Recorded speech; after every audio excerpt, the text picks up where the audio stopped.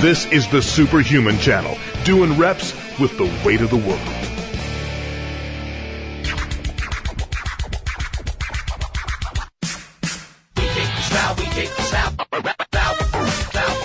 So we're all looking for ways to age better, age disease-free, and even maybe help nudge that hand of time back just a little bit. What if I told you there's two supplements that should be paired together in order to maximize anti-aging effects? We've talked about one of them before, and we're going to recap that one. And then we're going to talk about the addition of a new one and why 1 + 1 = 1,000. My guest who's rejoining us, Dr. Hector Valenzuela. How you doing, Dr. Valenzuela? Hi, Carl. How are you? Good, good. So for those who missed the show on curcumin, let's talk about curcumin and then also about biocurcumin, which is the one that we promote on the air here. Oh, yes. So curcumin is a plant derivative that was isolated many years ago, and curcumin has been shown to have anti-inflammatory effects, anti-cancer, antioxidant, wound healing, antimicrobial, you name it, in terms of promoting our health. So naturally, people who have curcumin in their diet tend to be a little bit healthier, fitter, and because of this, they live a little longer, right? So we highly recommend curcumin to be taken then because of that reason. Because if you want to live longer, you have to protect yourself. You want to stay as healthy as you can, and curcumin does exactly that. Okay, so, but there's some challenges with curcumin. It's not very bioavailable, so it's not something where if you just took a curcumin capsule every day, you're covered. In fact, organizations like Sabinsa have strived to standardize the curcuminoids, the three most important that they think are most important, but they don't know that that's all that's important about curcumin. And even to the point where companies have tried to find ways to deliver curcumin in a better fashion to get more of it into your bloodstream, right? That's correct. So the problem is that you can find curcumin in a lot of, like I said, it's a plant derivative, so it's a natural compound. The problem is that this natural compound is found in minute amounts. And then on top of that, when the people consume this compound from, say the plants or from just regular their diets, such small amount of it actually gets into your bloodstream because most of it gets digested and broken down. So very, very few molecules of curcumin actually get into your bloodstream, which is where they're supposed to go if they're going to circulate through your body to have an effect. So our product is, it's been micronized, it's been treated. We have this treatment where we make it so that it becomes absorbed. It's more bioavailable, as you said, so it becomes absorbed into your bloodstream. And once it's into your bloodstream in higher amounts, it's able to have its effects that not only are better or stronger, but they also last longer. So that is our product. Now, MetaCurcumin is the product we're talking about. It's the product that Elisa and I take, and anybody who takes curcumin needs to be taking it because everything else is just a waste of money. On top of the fact that it is so darn inexpensive to our audience, it's unbelievable.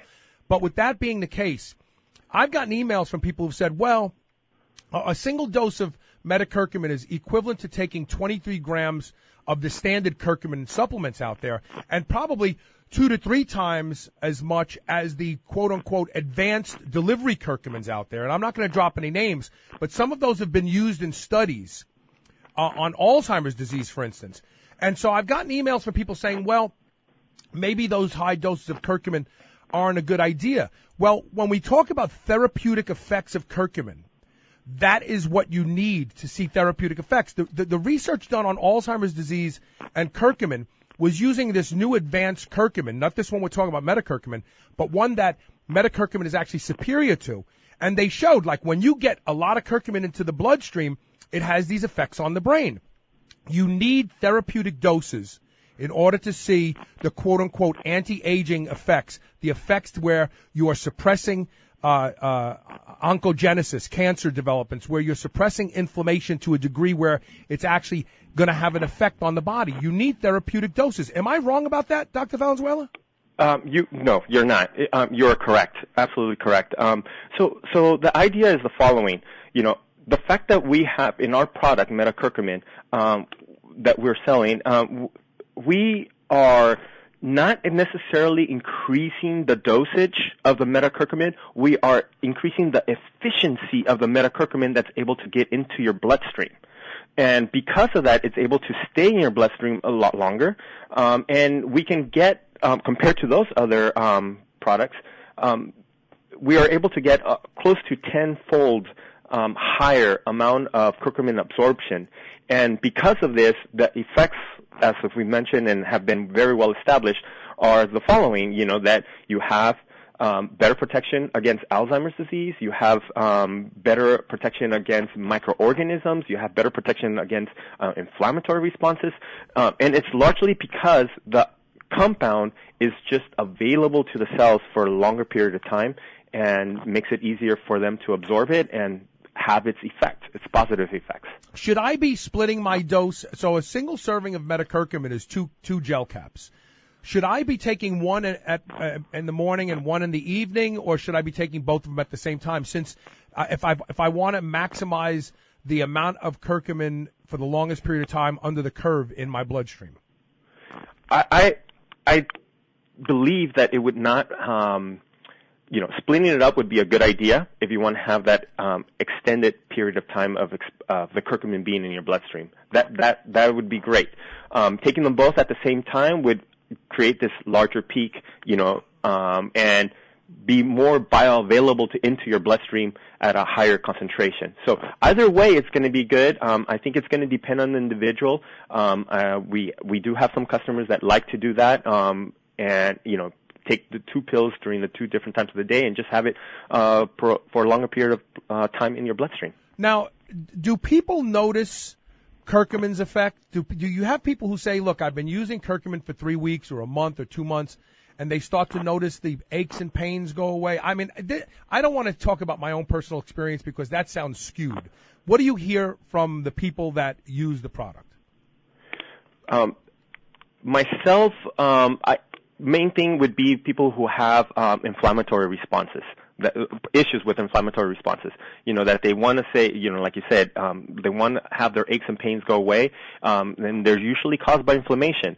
So people who are taking the curcumin, MetaCurcumin, are typically the ones who are concerned about those joint pains, and they do notice that the inflammation is alleviated, and they feel great, and that's why they keep coming back for more. So would you consider curcumin an analgesic or an anti-inflammatory? Is there a difference? There is a difference. Analgesic would be more relieving the pain, but anti-inflammatory would be more repairing or dealing with the actual cause, the problem of the pain, right? So if it's anti-inflammatory, you're going to be promoting when you have an inflammation, you're promoting healing and health, but the problem is that when you have a strong inflammatory response and it's extended, it begins to cause damage to the tissues. So when it's anti-inflammation, you want to reduce that response, so all the cells that are nearby will not get damaged. The repair takes place, but now you want inflammation to go down. So as we age, we naturally start to lose control of the inflammation response. So a lot of cells can trigger inflammation, and that's the beauty about curcumin, is that it works in many aspects of inflammation, not just one. And that's why it's able to control inflammation at different cells, different tissues, and therefore all throughout your body and improve your health. Okay, these questions I'm asking right now are from the previous interview I did because I just had a thought. Is curcumin an antipyretic? Does it have an effect on fever if someone has a fever? That's a great question. And it will to some degree. It's not something that we would recommend to be using as a fever drug like you would, right. Like an aspirin or anything like that. It wouldn't substitute that. For that kind of treatment, you should consult your physician, right? But it certainly will have an effect on inflammation, and if the inflammatory response is causing that higher temperature, in the body to occur, it should have an effect. But we don't recommend using it as medicine. No. Before we go into this break, we only have about a minute and a half. A lot of things that are have analgesic and or anti-inflammatory effects or affect the cyclooxygenase cascade also tend to be antithrombotic. They have a blood thinning effect. I've never asked this question before to anybody. Does curcumin help thin the blood a little bit? It shouldn't thin it too much, but it probably will to some degree, because if it is going to improve your cardiovascular system, it will be able to do that. But it's not well known, to be honest. Well, but that's good. I think antithrombotic effect is something people need to look forward to, because many of the things that we do in our lifestyle today tends to increase platelet aggregation. We have lots of people who clot easily. They have clots when they don't want them. We also know now there's emerging research on blood viscosity and the damage to the heart. There are people out there who have aortic tears. They don't know why. They don't have any of the symptoms or the indicators that they would be, their blood pressure's fine. All these things are fine. But because their blood is so thick, they tear the aorta and they don't understand what's going on. And it's because of the hemodynamic effects of the heart having to pump what is effectively gelatin instead of a liquid through the body. So anything that you can take that has a mild antithrombotic effect is actually beneficial to you. So that's why I just wanted to work that into the discussion, because these are undiscussed issues and potential benefits of taking curcumin supplement. What we're going to do now is we're going to take a break. When we come back, we're going to roll into talking about something we talked about over the years. We're going to revisit Resveratrol. And not just any Resveratrol, but a Resveratrol that is as efficient as the MetaCurcumin we're talking about now. And we're going to talk about the benefits of pairing them together as the anti-aging dynamic duo. You're listening to Superhuman Radio. We're talking with Dr. Hector Valenzuela. Stay tuned. We'll be right back.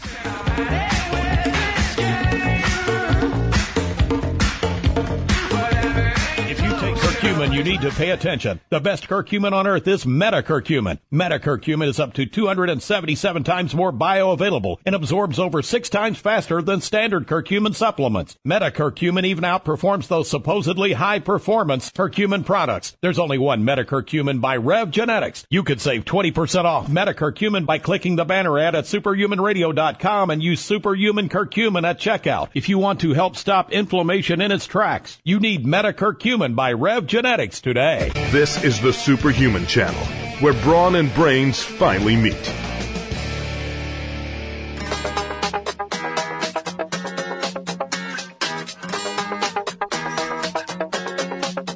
Welcome back. We're always talking about problems, and quite frankly, sometimes I feel like we talk about bad news just as often as we talk about good news. And today we're talking about some really good news. And that is that when you combine curcumin with resveratrol, it's a 1 + 1 = 1,000 type of an effect when you are looking at mitigating the effects of aging. We're talking with Dr. Hector Valenzuela, and we were just about to start talking about resveratrol, but I think, Dr. Valenzuela, you wanted to wrap up something we didn't cover on curcumin, right? Yes, that's correct. I just wanted to add one point when you were talking about or asking about the platelet aggregation. I just wanted to say that curcumin does regulate a protein called COX-2, which is a transcription factor. And I just wanted to add that since COX-2 is involved with prostaglandins synthesizing, in other words, it's involved with platelet aggregation, right? It induces platelet aggregation in your bloodstream. Right. If curcumin is regulating COX-2, then it will be regulating platelet aggregation and controlling the thinning or not in your bloodstream. Yeah, so it's going to keep you from clotting easily. And we're not talking about if you cut yourself, you're going to bleed to death. We're talking about when your blood viscosity changes and it becomes too thick. It's because the red blood cells especially, they're sticking together. They get sticky. And you don't want these blood cells to be sticky. And so things that regulate prostaglandin production also have an thrombotic effect, meaning that they keep these blood cells slippery. And that's what you want. You want slippery blood cells. You want that. Yes. Okay. You want to avoid the blockage in your blood vessels, right? And you want to keep that blood pumping around. So, okay. So curcumin does affected. It's not a direct effect. It's but it's one of its various targets. So there you go. Score one more for curcumin. Okay, now resveratrol. We've heard a lot about resveratrol back when it was first discovered. Its effects on sirtuins, most notably SIRT1. We know that intermittent fasting or very, very, very low calorie intakes, which have been shown to extend life, also increase sirtuin-1. This also has an effect on telomerase. But resveratrol does this without starving yourself, right? That's correct. So the interesting point about resveratrol is that it was noted to be a caloric restriction mimetic. In other words, it was able to simulate the appearance that you were starving yourself, that you were undergoing these hunger strikes, while not actually doing it. So it would elevate the amount of proteins, and the key proteins that were carrying out this effect were the sirtuin family members. So it's been well established that people who cut their calories live longer. So the fact that it's very difficult to cut calories it's very apparent, made resveratrol such a desirable product, because if we don't have to cut our calories yet to that such degree, and resveratrol would simulate it, then it became very beneficial. And so the interest turned into the sirtuins, and in particular was one sirtuin, which is referred to as Sirtuin-1, which was noted that if you elevated the amount of protein in, say, C. elegans, a worm, or in yeast, the amounts of maximum lifespan increased dramatically. For example, in yeast, you had 66% of maximum lifespan that would increase. In the worms, you had 15%. And we tested in various other organisms. In flies, 22% increased lifespan. But Dr. Valenzuela, we are not yeast. We are not flies. We're not worms. So what about us? Exactly. So the next thing was that we started studying Sirtuin-1 in mammals. And what we noticed is that there was really no major effect on it. However, I did mention that Sirtuin is a family of proteins. Yes. And another family member, Sirtuin-6, turned out to be a sirtuin that was affecting lifespan. So some studies were done in mammals where Sirtuin-6 was elevated, and it caused 15%, almost 16% increase in lifespan. So that was a dramatic effect on lifespan. And wow! So that if the average lifespan of if that translates to humans, and the average lifespan is, let's say, 70 years, this would add approximately 9 years to that life. That's correct. That's significant. Yes, it is. And so they started looking more into it, and we want to find out the exact mechanism now. How is it that Sirtuin-6 is actually carrying this out? And that's now a fairly hot area of research. But in addition to this, we found out that some other sirtuin members are also playing a role in modulating our health and also having an effect on our lifespan. So Sirtuin-6 was the more dramatic one, and the other one that seems to be having some type of effect is Sirtuin-3, which appears to be affecting the mitochondria, which is the powerhouse organelle that gives us our energy, right? And it's regulating the proteins in there so that the mitochondria is working far more efficiently, and therefore increasing our lifespan as well. But not only that, it's also leading to it helps avoid some diseases as well. So which diseases, Dr. Valenzuela? Insulin regulation, for example. So we know that we stop unregulated our insulin uptake, and we start getting let's talk about that. There was a study done probably maybe 6 years ago or 7 years ago where they took comparable doses of trans-resveratrol and metformin, which is the gold standard for glucose management, and the resveratrol outperformed the metformin in regulating and stabilizing blood sugar levels in individuals with type 2 diabetes. That's correct. In addition to that, we found out that metformin may actually lead to longer lifespan as well in some studies. So So the regulation of how metformin is actually working may be extremely beneficial to us. And so the Sirtuins may be working in a very similar fashion as metformin. Well, and I can tell you, we talked about this in 2007. We did a show about how glucose signaling affects cellular senescence. And we know that when glucose signaling goes up, cells age faster and die off. So anything that's going to stabilize blood sugar levels is going to help prolong life just on a cellular level. So this is really great stuff. I want to come back and just wrap it up on resveratrol, and then I want to talk about why when you combine these two, they have such a profound symbiotic relationship. Stay tuned.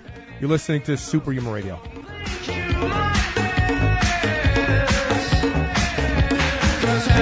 If you take curcumin, you need to pay attention. The best curcumin on earth is MetaCurcumin. MetaCurcumin is up to 277 times more bioavailable and absorbs over 6 times faster than standard curcumin supplements. MetaCurcumin even outperforms those supposedly high-performance curcumin products. There's only one MetaCurcumin by RevGenetics. You could save 20% off MetaCurcumin by clicking the banner ad at superhumanradio.com and use Superhuman Curcumin at checkout. If you want to help stop inflammation in its tracks, you need MetaCurcumin by RevGenetics today. You're listening to the Superhuman Channel. We're ripped and we're ready.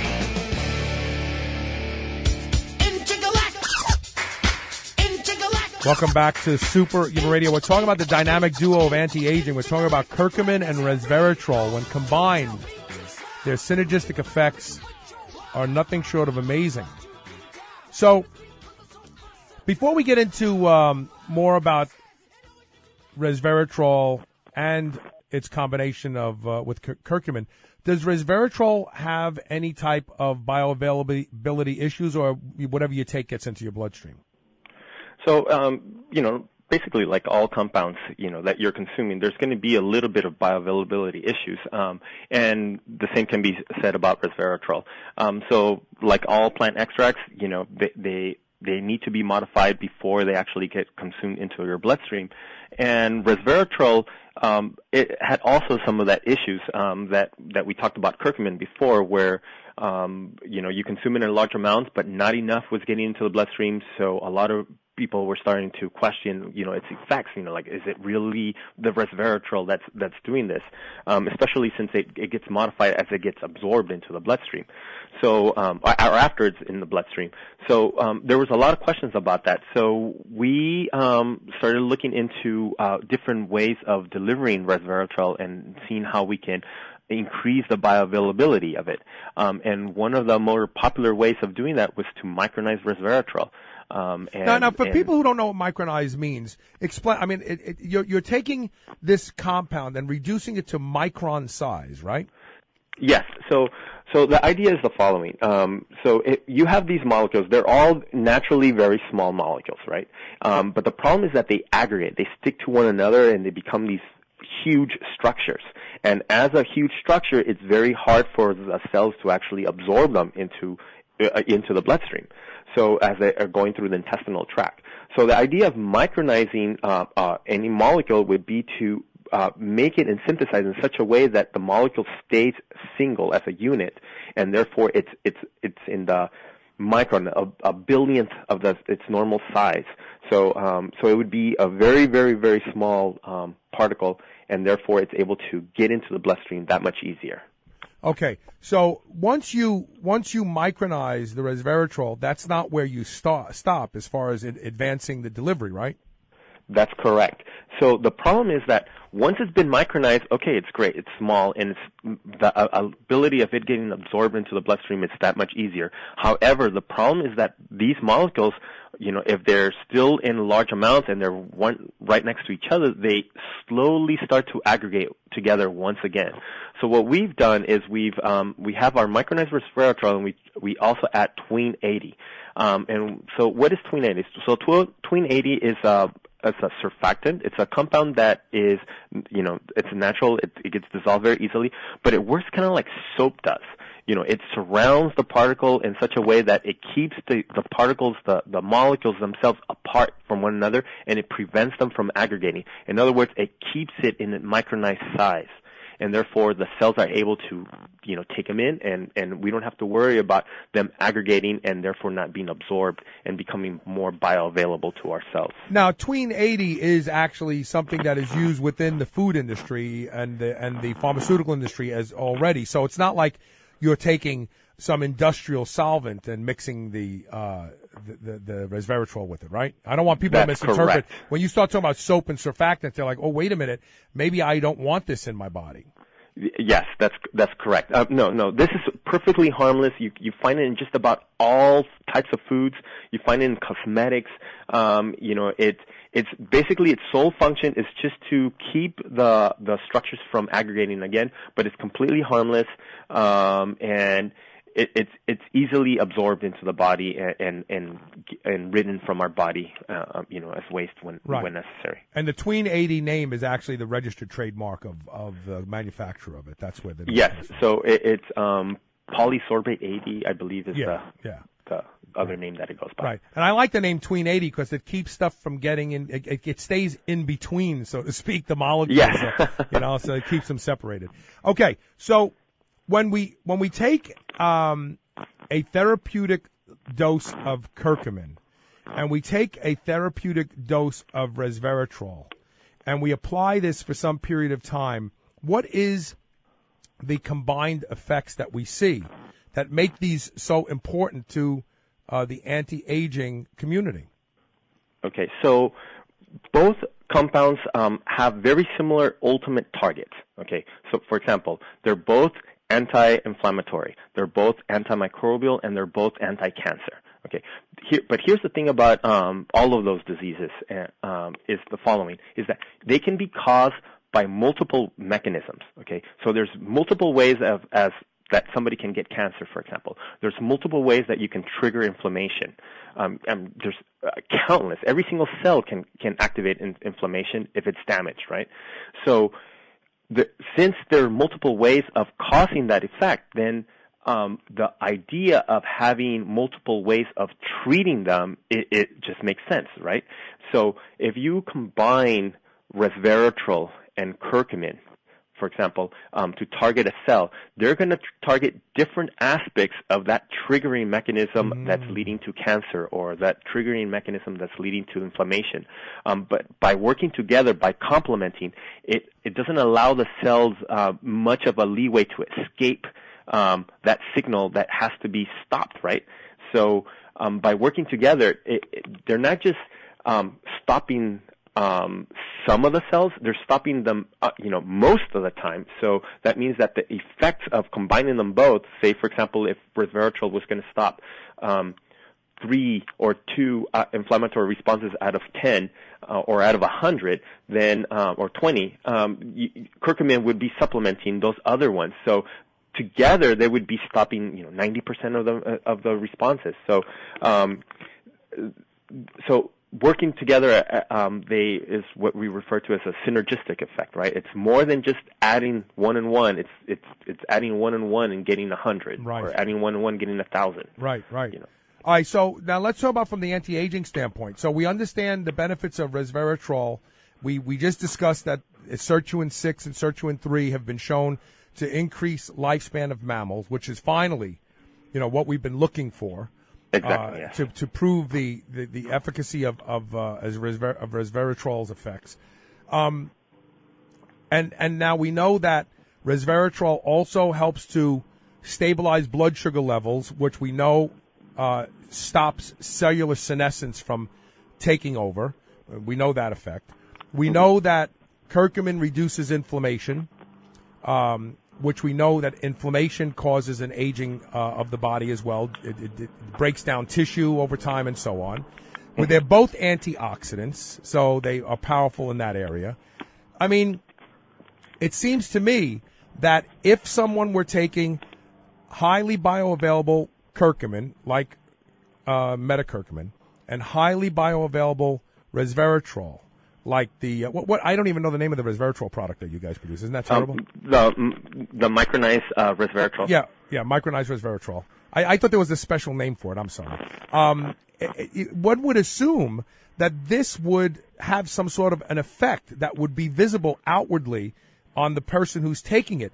Do you see that? Do you see that when people start taking these two together in combination, that at some period of time they go, wow, not only do I feel better, but look at my skin? Or do you notice anything on the outside of the body?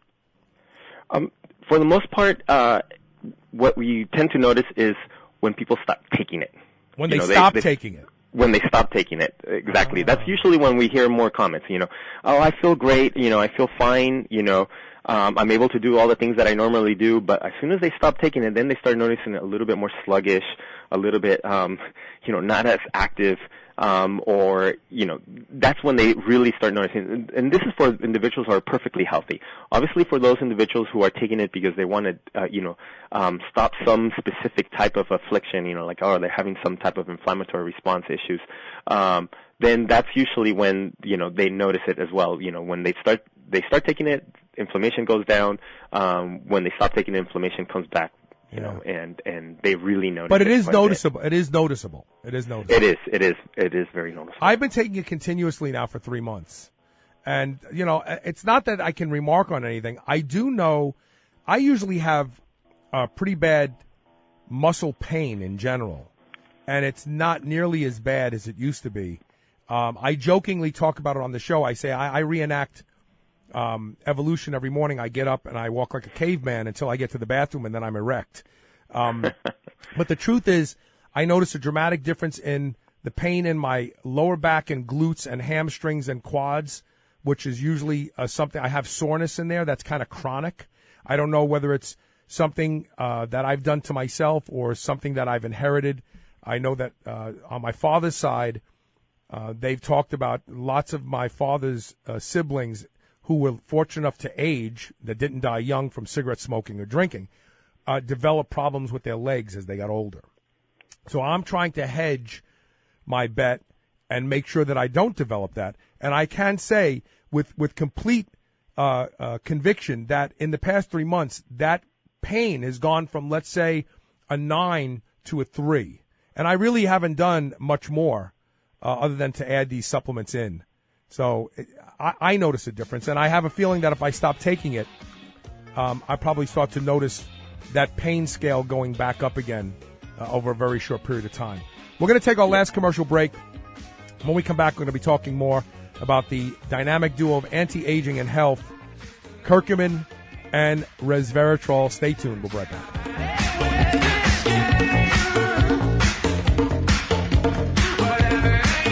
If you take curcumin, you need to pay attention. The best curcumin on earth is MetaCurcumin. MetaCurcumin is up to 277 times more bioavailable and absorbs over 6 times faster than standard curcumin supplements. MetaCurcumin even outperforms those supposedly high-performance curcumin products. There's only one MetaCurcumin by RevGenetics. You could save 20% off MetaCurcumin by clicking the banner ad at superhumanradio.com and use Superhuman Curcumin at checkout. If you want to help stop inflammation in its tracks, you need MetaCurcumin by RevGenetics today. This is the Superhuman Channel. Evolution just got kicked up a notch.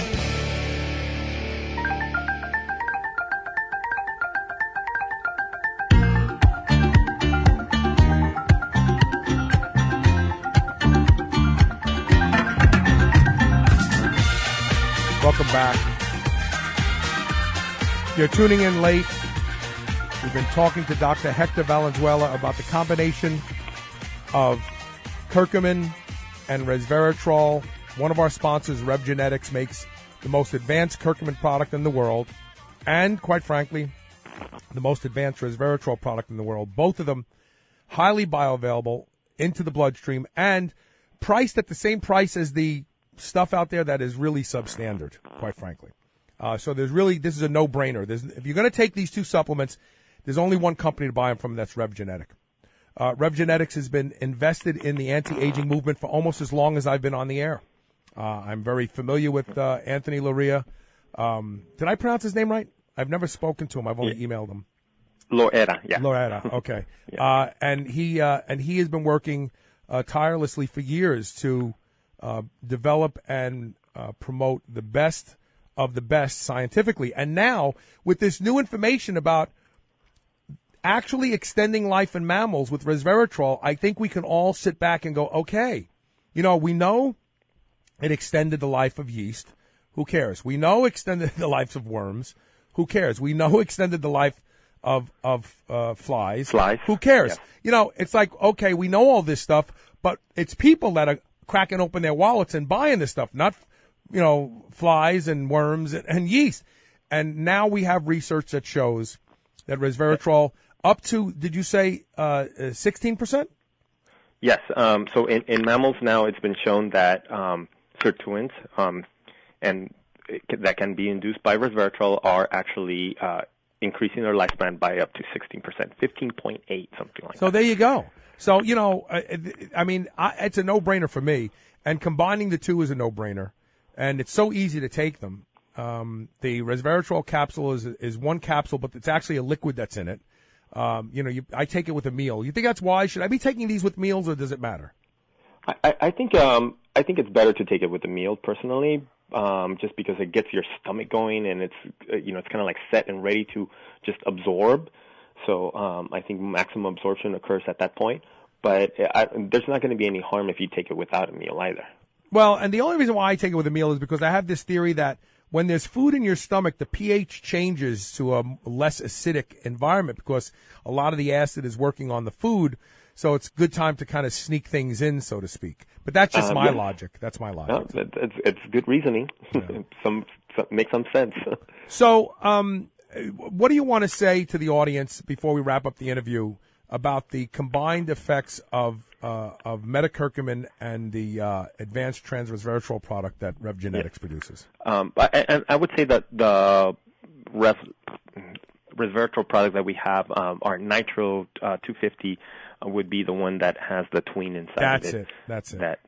That we want to point out. But funnily, like I do research on this in this area, and one of the experiments that we were trying to do is comparing, the resveratrol and the curcumin under various conditions and looking at different genes to see the mechanism of how it actually works. And out of curiosity, we decided to look at the Sirtuins, and we were expecting the resveratrol to activate the Sirtuins, but we decided to test also the curcumin, since there seems to be a lot of overlap in their functions and a lot of overlap in the different proteins and targets that they do both carry out and sometimes complement, and many times complement, I should say.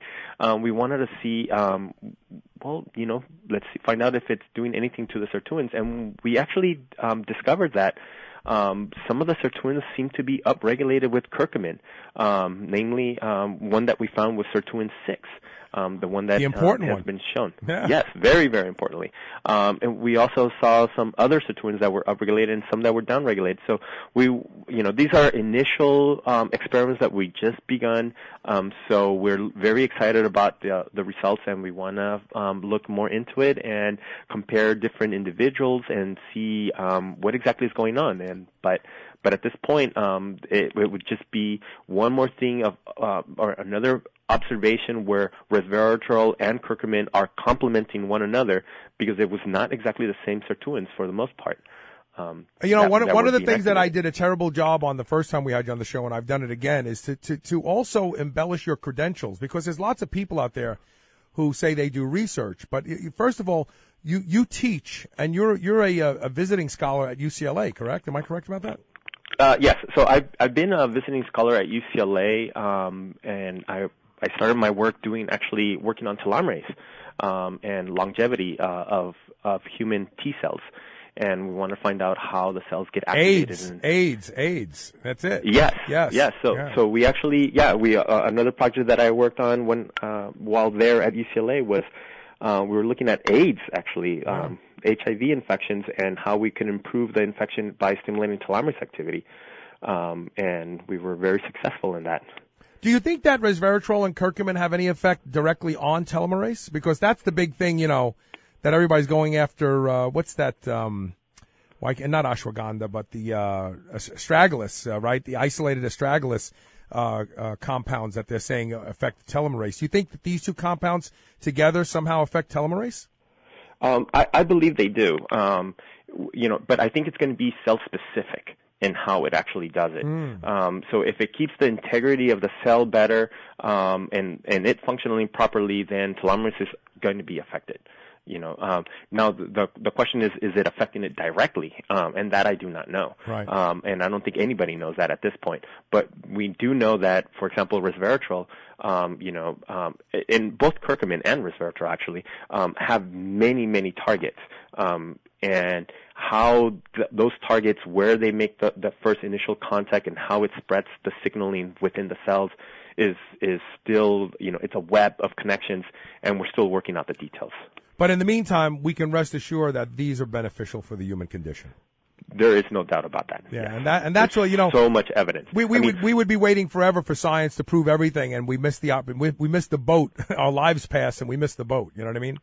Exactly. Case in point would be the fact that if you were to look up clinical trials that are going on for both resveratrol and curcumin, you would see that there's over 100 trials, human trials, being carried out with resveratrol for treating all kinds of diseases, and the same thing can be said about curcumin. Over 100. Spanning all kinds of diseases, from cancer to Alzheimer's to skin disorders, you name it. Right. And there's a reason, because these companies that are actually putting up the big bucks to carry out these tests, and it costs a lot of money, they must have had some initial observation that they notice without a doubt that it has a lot of potential, and for them this means a lot of money. So they're going to put up the big bucks and carry out the tests and carry out these clinical trials, and the fact that there's so many of them is just another point of evidence that these products work. Yeah. And if you miss the boat, if you start taking these products later on in life when maybe it's already too late, you missed the boat. Yeah. So. No, I agree. Listen, Dr. Valenzuela, thanks again for being on the show today. I know you're very, very busy, and this has been a great discussion. Thank you very much for inviting me. Take care. Okay. All right, so there you have it. I'm a big believer, and I really worked hard to get RevGenetics as a sponsor because, like many of the other things on the show, I use and believe in the product. So they definitely get my endorsement, and it's also something that Elisa uses as well. I also want to thank Dr. Jeff Galini, All-American Pharmaceuticals and All-American EFX, for the first segment today, Science for Humans. We talked about vitamin B3. If you missed that, download the podcast. It's really good. Could be that niacin will also be beneficial if combined with resveratrol and curcumin. And then, of course, joining us all the way from the UK, Dr. Rod Mitchell. And the message there is, if you're a woman and you're pregnant, don't take Tylenol unless you absolutely have to, because it's clear that it drops. If taken for a prolonged period, up to a week, they looked at one acute dose one day, and then they looked at a week. It dropped testosterone by 45% and affected the size of the seminal vesicle and the size of the testes of the male. If you're planning on having a little boy, you don't want to give him that curse. And the message there is, don't just think that Tylenol is safe because it's over-the-counter and your doctor said you can take it for pain.